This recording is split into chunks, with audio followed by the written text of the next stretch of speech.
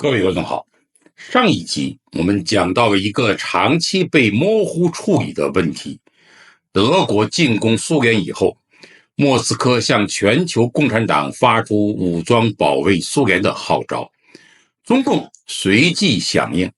而已經在滿洲戰場陷入絕境的東北抗聯殘部也陸續退入了蘇聯境內。很多人把這段歷史簡單理解為抗聯失敗以後，暫時進入蘇聯休整，等待重新回到東北滿洲。但真正的問題是，他們進入蘇聯以後，究竟還是不是一支由中共指揮的部隊？他們是在休整，還是已經被蘇聯接管？後來被稱為國際旅的88旅，到底是一支中國部隊，還是蘇聯遠東軍的一支特殊部隊？更關鍵的是，當時中共還四處尋找抗聯的時候，蘇聯為什麼明明掌握着這些人，卻聲稱不知道他們在哪裡？今天我們就繼續追查這段被層層包裝的歷史。對於陸續退入蘇聯境內的游擊隊員，蘇軍並沒有把他們簡單當作難民安置。蘇聯首先進行審查和篩選，一部分人被直接交給遠東情報部門接受蘇軍管理，另一部分則被要求承擔兩項任務：收集關東軍軍事情報，以及進入滿洲實施偵察、破壞和牽制行動。這時，一個無法回避的問題出現了：中共滿洲省委在哪裡？他還能夠指揮這些部隊嗎？從組織嚴格上看，所謂中共滿洲省委從建立初期就與共產國際保持着極深的隸屬關係，曾直接受共產國際上海中央分局領導。1934年10月，上海中央分局遭到破壞。1935年4月，滿洲省委書記楊光華、宣傳部長譚國福、組織部長趙一敏被調往蘇聯接受審查，省委機關只留下了團省委書記小洛，也就是張文烈負責留守。1935年6月3日以後，滿洲省委的相關工作又由中共中央驻共產國際代表團團長王明、副團長康生共同過問。可是，這種領導關係並沒有維持多久。隨着抗聯殘部不斷向蘇聯境內退卻，實際掌握人員、營地、武器、訓練和交通線的已經不是延安，而是蘇聯遠東軍和蘇聯情報機關。也就是說，名義上的組織關係還在，真正的指揮權卻已經發生了轉移。蘇軍隨後加強了對野營中的抗聯人員的訓練，他們學習敵後游擊戰術、無線電、爆破、偵察，甚至接受了大量的跳傘訓練。蘇方還從中組建了15個偵察小分隊，不斷派往滿洲腹地，執行情報收集和破壞任務。表面上看，這仍然可以解釋為援助抗日，但是誰制定任務，誰選擇人員，誰掌握電台，情報最後送到哪裡？是中共獲利，還是蘇聯獲利？答案非常清楚，這些行動的直接受益者和指揮者是蘇聯遠東軍。斯大林還曾建議中共盡快恢復與滿洲的經常性聯繫，加強當地政治工作和游擊活動，並要求一旦蘇日戰爭爆發，中共能夠派遣正規部隊進入南滿作戰。可是1939年前後的中共剛經歷長征，在延安立足未穩，軍事和經濟力量都極為有限。毛澤東明確表示，華中、華南游擊區正在承受日軍壓力，從河北通往東北的沿線又有重兵阻隔，中共無法派出正規部隊，只能依靠当地力量牽制日本。但實際上，在滿洲，中共沒有一兵一卒，中共能夠做出的現實承諾是挑選部分幹部和戰士送往蒙古，供蘇軍使用。這句話我們非常值得注意，不是由中共直接指揮，而是供蘇軍使用。共產國際總書記基米特洛夫隨後多次催促延安，要求中共承擔起對滿洲抗日運動的領導責任，並派遣力量進入滿洲。毛澤東的答覆則十分現實，中共最多只能在滿洲和其他敵占區建立情報站與爆破機構，而且還需要蘇聯提供50萬美元以及通訊和爆破器材。換句話說，延安既沒有足夠的兵力，也沒有獨立的交通和後勤條件，他想恢復滿洲工作，依然必須要依賴蘇聯。1942年初，在基米特洛夫持續催促下，中共中央回電，答應在晋察冀邊區建立以韓光為首的東北工作委員會，並派工作組進入東北滿洲。可是，中共同時承認，此前曾3次派人前往冀東，卻始終沒有找到抗日游擊隊，希望蘇聯代為通知抗聯，與中共中央取得聯繫。令人疑惑的是，基米特洛夫回電稱，莫斯科也不知道游擊隊基地的準確位置，但這可能嗎？當時蘇聯正在南北野營集中管理、訓練和派遣抗聯人員，蘇軍掌握他們的名單、駐地、武器和行動計劃，卻對延安聲稱不知道這些人在哪裡。這究竟是信息混亂，還是蘇聯有意切斷抗聯與中共中央之間的直接聯繫？1939年，中共為了應付蘇聯的壓力，也為了爭取蘇聯資金和軍火，在延安設立了東北工作委員會，由李延瓯、李範武負責，主要任務是收集情報和研究東北情況。1942年7月，設在晋察冀邊區的東北委員會正式開始辦公，由韓光主持，並先後派遣20餘名幹部潛入滿洲。這些人的任務不是立即發動大規模武裝行動，而是隱蔽潛伏、積蓄力量，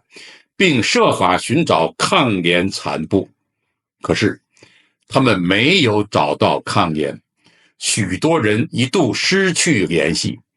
這20多名幹部多數都失蹤了。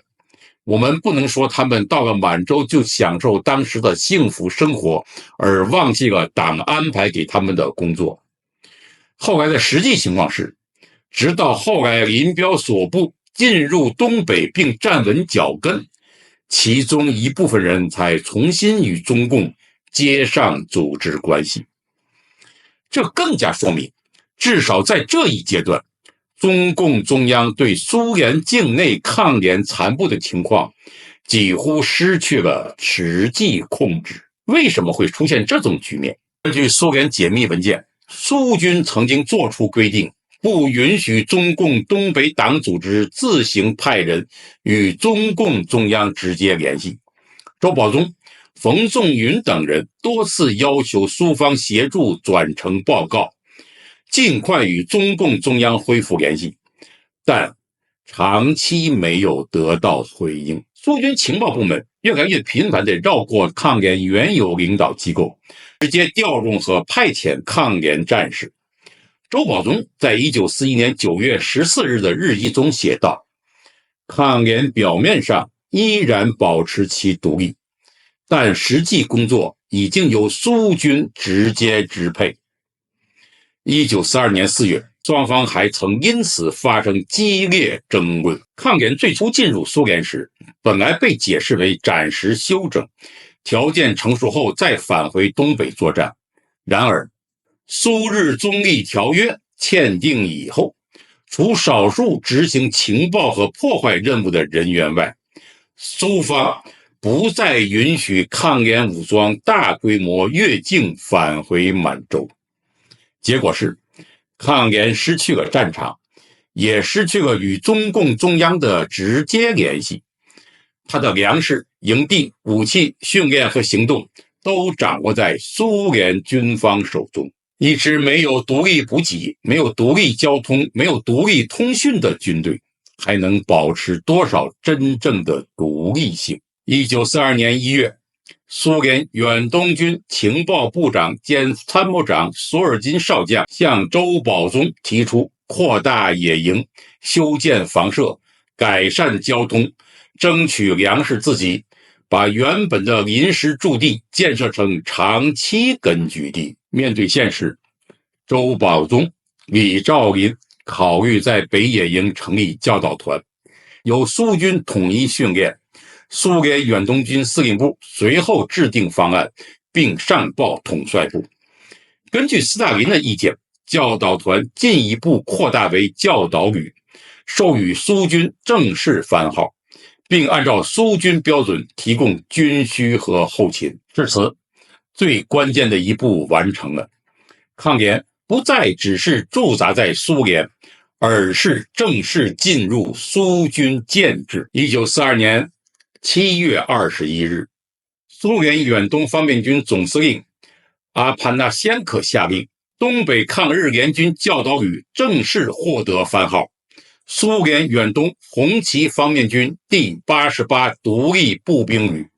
也就是後來廣為人知的88旅或國際旅。該旅以駐蘇抗聯人員約380人為基礎，同時編入蘇軍指揮人員50人，以及從滿洲逃入蘇聯的部分官兵。周保中任旅長，張壽乾任政委，崔石泉，也就是後來朝鮮方面所稱的崔庸健，任副參謀長。全旅下設4個步兵營，1個通訊營，1個迫擊炮連。金日成、王孝明、王明貴、柴世榮等人分別擔任營長，安吉、江信泰、金策、季青等人擔任政委。但是最能說明問題的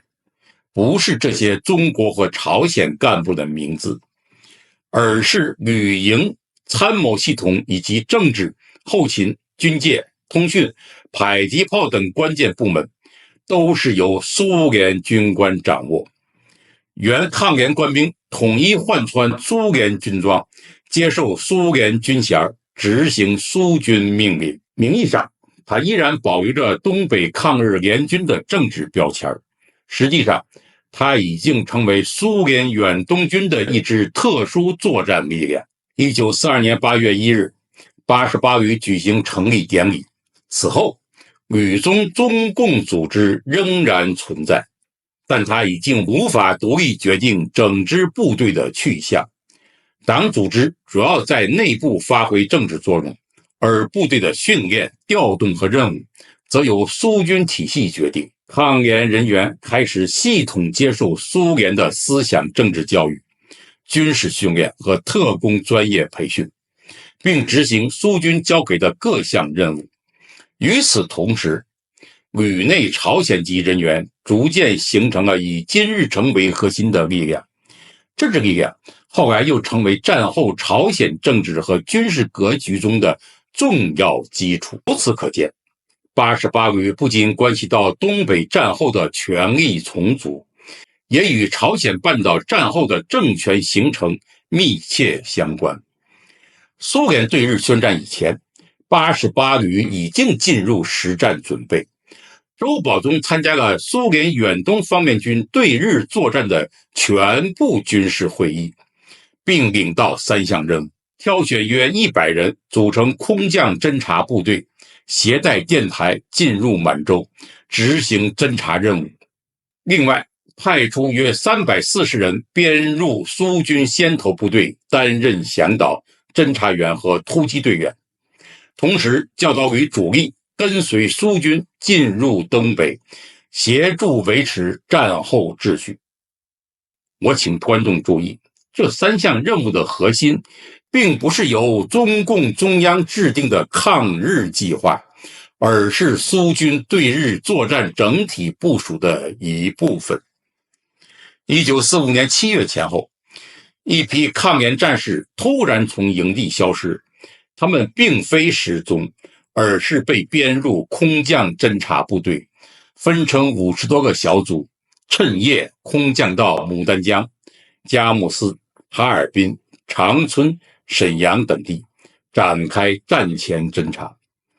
這些偵察員設法接近關東軍營區、工事、彈藥庫和情報指揮機關，將關東軍的戰略堡壘以及中蘇邊境的多道防線位置、結構、火力和堅固程度繪製成圖表，通過電台傳回蘇軍。蘇軍進攻前，最高統帥部據此整理出有關關東軍防禦體系圖冊，下發到連以上幹部。蘇軍能夠迅速識別和打擊關東軍要塞，與這些情報工作密切相關。但是，這場行動付出了慘重代價，這100名空降偵察人員大多數沒有再回來。中國影視作品《懸崖之上》所借用的歷史背景，也與這類蘇聯遠東情報行動有關。這些人究竟是中國抗聯戰士，還是蘇聯軍事情報系統派出的特工？或許從他們接受命令那一刻起，這兩種身份已經無法完全分開。隨後88旅約700餘人隨蘇軍進入東北，這是抗聯最後保留下來的核心力量。周保中後來記載，最終回到中國境內的只有362人。1945年9月10日，隨蘇軍司令部到達長春的周保中，終於收到一封等待多年的電報。冀熱遼軍區李運昌部的先頭部隊由曾克林率領3000人進入瀋陽，發件人是當時擔任蘇軍瀋陽衛戍區副司令的馮仲雲。直到這一刻，抗聯才真正重新與中共中央重新建立了聯繫。可是，此時東北的權力真空已經出現，蘇軍已經控制主要城市和交通樞紐。88旅中的中國人隨後被分成57個小組，派往滿洲各大中城市和戰略要點，協助蘇軍接管地方政權。他們搶先進入57個重要據點，為後來中共中央決定大規模向東北、向滿洲調兵，發揮了先遣隊和接收隊的作用。問題也由此變得更加尖銳。中共後來進入滿洲，究竟是一場獨立完成的軍事進軍，還是建立在蘇軍佔領、88旅先期接管和地方權力真空之上的政治接收？1945年9月18日，中共中央東北局領導人彭真、陳雲等到達瀋陽。9月20日，周保中等人也趕到瀋陽。從當晚到23日凌晨，